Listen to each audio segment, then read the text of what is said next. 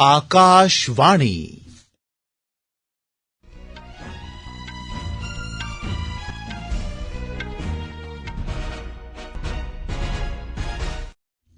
खबरां जगमोहन शर्मा कोला। खजाना मंत्री निर्मला सीतारमण होरें अज्ज लोकसभा च यूपीए सरकार दौरान देश दी खराब आर्थिक स्थिति गी उजागर करने आला श्वेत पत्र आंदा। प्रधानमंत्री नरेंद्र मोदी होरें आखेआ जे दुनिया भरै च वैष्णववाद ते भगवान श्री कृष्ण लेई प्रेम दे प्रसार च श्रीला प्रभुपाद हुंदा महत्वपूर्ण रोल रेहा ऐ। प्रधानमंत्री मोदी होरें अपना कार्यकाल पूरा करा'रदे राज्यसभा दे मिंबरें दी लोकतंत्र गी मजबूती देने च भूमिका दी सराहना कीती। केंद्र ने मुल्खै दी अंदरूनी सुरक्षा यकीनी बनाने लेई भारत ते म्यांमार बश्कार मुक्त आओजाई बंद करी दित्ती ऐ ते 15 राज्यें च राज्यसभा दिएं 56 सीटें पर चुनां लेई अधिसूचना जारी। खबरें दी तफसील। खजाना मंत्री निर्मला सीतारमण होरें अज्ज लोकसभा च यूपीए सरकार आसेआ आर्थिक कुप्रबंधन बारै श्वेत पत्र आनेआ। इस श्वेत पत्र च यूपीए दी सरकार दे कार्यकाल ते मोदी सरकार दे 10 ब'रें दे कार्यकाल दौरान राष्ट्र दी अर्थव्यवस्था दी तुलना कीती गेई ऐ। सदन च एह श्वेत पत्र आंदे होई खजाना मंत्री निर्मला सीतारमण होरें आखेआ जे 2014 च अर्थव्यवस्था बड़ी खस्ताहाल ही। उनें आखेआ जे सियासी ते नीतिगत स्थिरता कन्नै लैस एनडीए दी सरकारै आर्थिक बेहतरी आस्तै केई सख्त फैसले लैते न। खजाना मंत्री होरें आखेआ जे एनडीए दी सरकारै जुगाड़ करने दे बजाय दलेरी भरे फैसले लैते ते मजबूत ढांचे दा निर्माण कीता। श्वेत पत्र च सरकारै आखेआ जे यूपीए दे समें च लोड़ ही जनता गी मेद ते भरोसा देने दी, सुधार आनने दी ते निवेश आकर्षित करने दी, पर यूपीए सरकार ने ऐसा किश बी नेईं कीता। उनें आखेआ जे मौजूदा सरकार देशै दी सब्भनें शा पैहले ते उप्पर रखदे होई कम्म करा करदी ऐ, ना कि अपने सियासी मफाद हासल करने लेई। 2014 कोला पैहले दे हालात दा जिक्र करदे होई उनें आखेआ जे यूपीए सरकार आर्थिक गतिविधिएं गी बधाने च बुरी चाल्ली नाकाम रेही ही। 59 सफें दे श्वेत पत्र दस्तावेज च आखेआ गेआ जे पिछली कांग्रेस दी अगुवाई आली सरकार दे कम्म करने दे तरीके सोयां इयां सेही होंदा हा कि अर्थव्यवस्था गी नुकसान पुजाना आसान कम्म ऐ ते एदी मदद करने कोला। श्वेत पत्र च आखेआ गेदा ऐ जे पिछली सरकार अपना नां चमकाने च लग्गी दी रेही, भ्रष्टाचार दा बोलबाला हा, सरकारी स्कीमें दी मन्नो लकवा मारी गेदा हा, योजनाबद्ध तरीके ने कम्म नेईं हा कीता गेआ ते कुप्रबंधन दे चलदे घोटालें बी अपना माड़ा असर अर्थव्यवस्था पर पाया। होर ते होर देश दी सुरक्षा लेई हासल कीते जाने आले हथियार, जहाज, पनडुब्बियां वगैरा बी तरजीह पर हासल नेईं कीतियां गेइयां। श्वेत पत्र च आखेआ गेआ जे अज्ज नरेंद्र मोदी हुंदी अगुवाई आली सरकार च सियासी ते नीतिगत स्थिरता ऐ, देशा दी भलाई, बेहतरी ते आम लोकें दे हितै च बिजन झक्के दे दलेरी आले फैसले लैते जा करदे न। प्रधानमंत्री नरेंद्र मोदी होरें आखेआ जे श्रीला प्रभुपाद होरें समूची दुनिया च वैष्णव मत ते भगवान श्री कृष्ण आस्ते प्रेम दे स्नेह गी फैलाने च महत्व आली भूमिका निभाई ऐ। भारत मंडपम च श्रील प्रभुपाद हुंदी 150वीं जयंती दे उपलक्ष्य च कार्यक्रम च प्रधानमंत्री होरें इस गल्ला पर खुशी प्रगट कीती जे उनें बी वैष्णव संत चैतन्य महाप्रभु हुंदी सिक्ख्याएं दा पालन करने दा मौका थ्होआ ऐ। प्रधानमंत्री होरें इस गल्ला पर जोर दित्ता जे नमें भारत च विकास ते भक्ति गी कन्नो कन्नी दिक्खेआ जाई सकदा ऐ। उनें गलाया जे मौजूदा समें च नमें भारत च लोकें आधुनिकता कन्नै अपनी पन्छान गी बी गले कन्नै लाया ऐ। उनें आखेआ जे जीवन भक्ति ते ज्ञान दे रस्ते दा बेहतरीन संतुलन ऐ। आचार्य श्रील प्रभुपाद होरें गौड़िय मिशन दी स्थापना कीती ही। एदा मकसद वैष्णव दर्शन दा प्रचार प्रसार करना ऐ। गौड़िय मिशन श्री चैतन्य महाप्रभु हुंदी सिक्ख्याएं दे प्रचार प्रसार च महत्वपूर्ण भूमिका निभा करदा ऐ। दुनिया भरै च वैष्णव संप्रदाय दी आध्यात्मिक विरासत दे संरक्षण ते प्रसार आस्ते हरे कृष्णा अभियान चलाया जा'रदा ऐ। भारतीय रिजर्व बैंक आरबीआई ने रेपो रेट च कोई बदलाव नेईं कीता ते उपरोतली 6वीं बारी बी इसी 6.5% गै रौह्न दित्ता गेआ ऐ। 6 मिंबरी मुद्रा नीति सरबंधी कमेटी दे 5 मिंबरें इयै रेपो रेट बरकरार रखने दा फैसला लैता ऐ। आरबीआई दे गवर्नर शक्तिकांत दास होरें अज्ज द्विमासिक मुद्रा नीति दी घोषणा करदे होई एह जानकारी दित्ती। कमेटी दा आखना ऐ जे मुद्रा स्फीति 4% दे लक्ष्य उप्पर बनी दी ऐ, इस करियै रेपो रेट च कोई बदलाव नेईं कीता गेआ। रेपो रेट उस सूद दर गी आखदे न जेदे पर बाकी बैंक थोड़े समें लेई नकदी दे असंतुलन कन्नै निबड़ने लेई RBI कोला पैहा दोआर लैंदे न। RBI दे गवर्नर होरें दस्सेआ जे SDF दर 6.25% ते MSF दर 6.75% बनी दी रौह्ग। बैंक ने अगले माली ब'रे लेई सकल घरेलू उत्पाद दा 7% दा अंदाजा दस्सेआ ऐ। RBI ने उपभोक्ता मुल्ल सूचकांक पर आधारित मुद्रास्फीति दी अंदाजन दर इस माली ब'रे लेई 5.4 ते अगले माली ब'रे लेई 4.5 दस्सी ऐ। RBI गवर्नर होरें आखेआ जे घरेलू आर्थिक गतिविधियां मजबूत न ते 2023-24 लेई असल सकल घरेलू उत्पाद दी वृद्धि दर दा अनुमान 7.3% ऐ। एह उपरोतली त्रिया सफल ब'रा ऐ जिसलै GDP 7% कोला उप्पर बनी दी रौह्ग। RBI गवर्नर होरें आखेआ जे मुल्खा च राई-बाई सरबंधी गतिविधियां खरी रफ्तार च अगड़े बधा करदियां न ते अर्थव्यवस्था मंदी कोला उभरा करदी ऐ ते 2024 च एह्दे च होर तेजी दी मेद कीती जा'रदी ऐ। एह खबरां तुस आकाशवाणी परा सुना करदे ओ।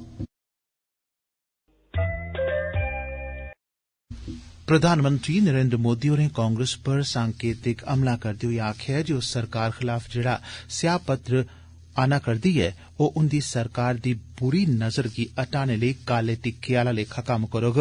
उनें आखेआ जे उंदी सरकार मुल्खा दे विकास आस्तै कम्म करदी रौह्ग। राज्यसभा च जिनें सदस्यें दा कार्यकाल खत्म होआ करदा ऐ उनेंगी विदाई समारोह च प्रधानमंत्री होरें आखेआ जे पिछले 10 ब'रें च मुल्खा ने हर क्षेत्र च तरक्की कीती ऐ।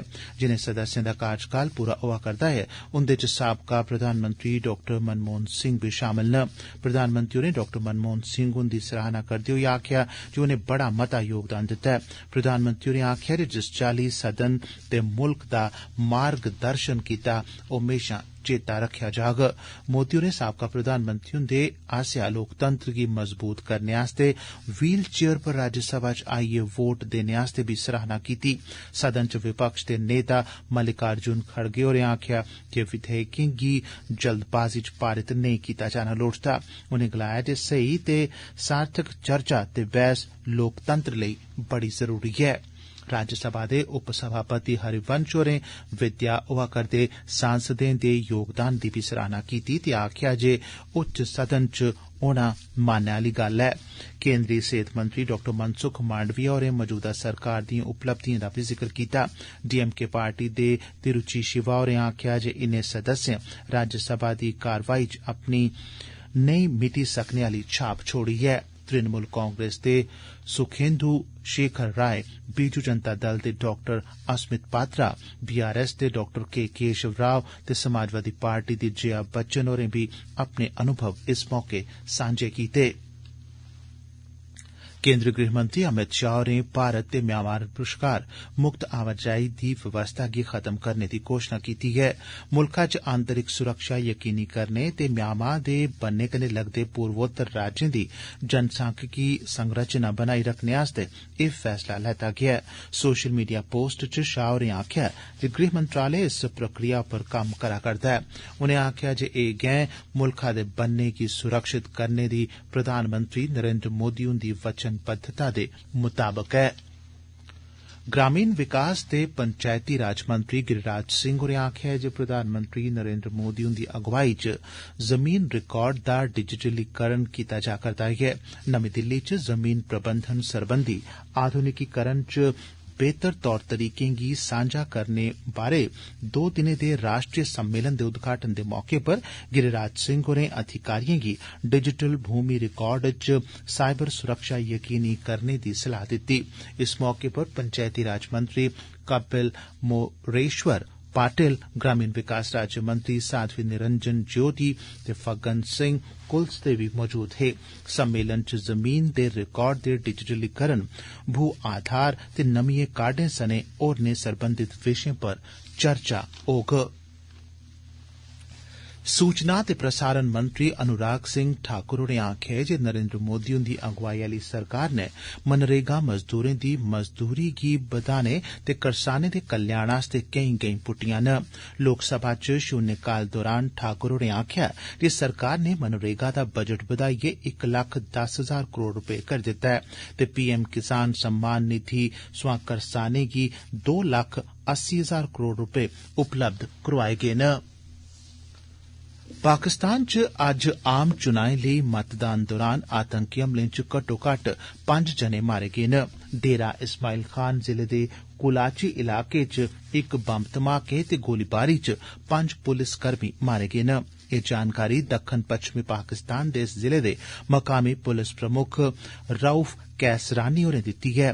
खैबर पख्तूनख्वा प्रांत दे टैंक जिले च बंदूकधारिएं आसेआ सुरक्षा बलें दी गड्डी पर कीते गेदे हमले च इक आदमी दी मौत होने दी बी खबर ऐ। मतदान दौरान कोई गड़बड़ी नेईं होऐ एदे लेई पूरे पाकिस्तान च हजारां बद्दे सुरक्षाकर्मी तैनात कीते गेदे हे ते ईरान ते अफगानिस्तान कन्नै लगदे बन्ने गी आरजी तौरा पर सील करी दित्ता गेदा हा। पाकिस्तानी गृह मंत्रालय ने एदे शा पैहले कल बलोचिस्तान सूबे च इस्लामिक स्टेट आतंकी संगठन आसेआ कीते गेदे हमले च घट्टो-घट्ट 26 जने दे मारे जाने दी तस्दीक कीती ही। एह खबरां तुस आकाशवाणी परा सुना करदे ओ।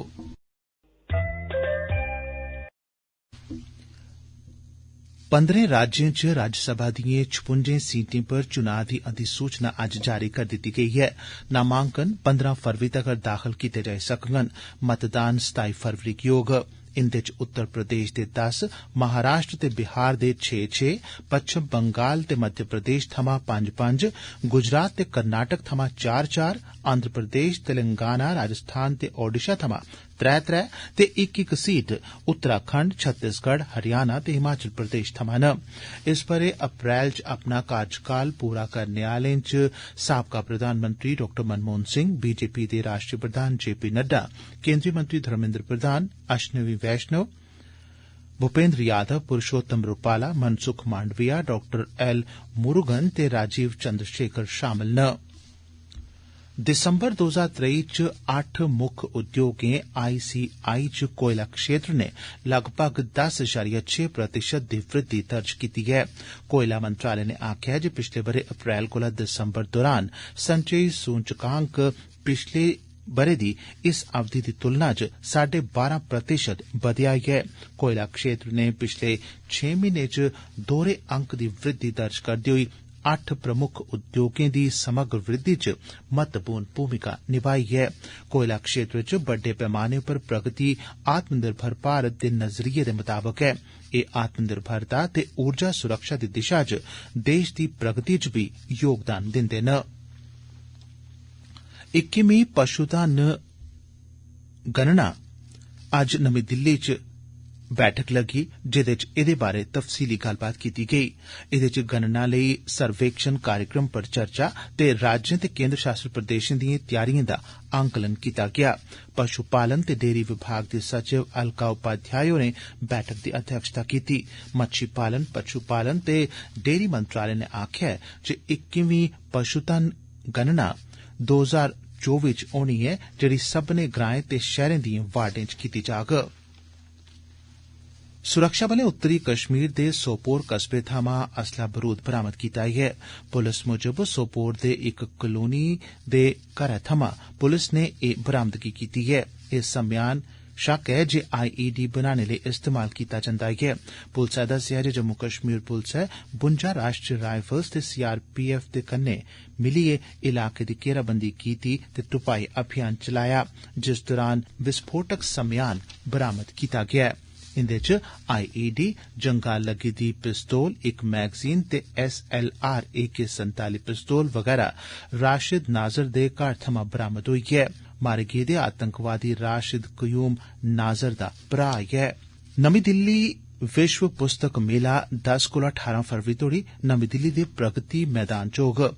इस बरे पुस्तक मेले दा विशे ऐ बहुभाषी भारत जीवंत परंपरा। आकाशवाणी समाचार कन्नै इक चेची गल्लबात दौरान राष्ट्रीय पुस्तक ट्रस्ट दे निदेशक युवराज मलिक होरें दस्सेआ जे इस बरे सऊदी अरब मुक्ख अतिथि मुल्ख दे तौरा पर एदे च शिरकत करोग।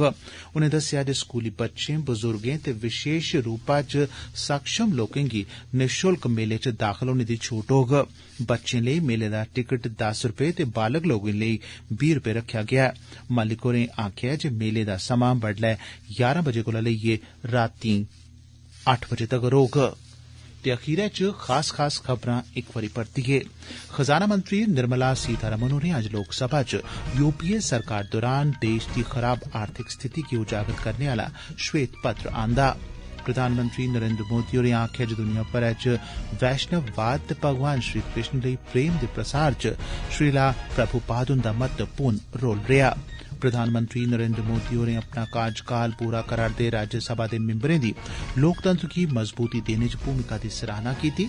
केंद्र ने मुल्खा दी अंदरूनी सुरक्षा यकीनी बनाने लेई भारत ते म्यांमार बश्कार मुक्त आओजाई बंद करी दित्ती ऐ ते 15 राज्यें च राज्यसभा दिएं 56 सीटें पर चुनां लेई अधिसूचना जारी।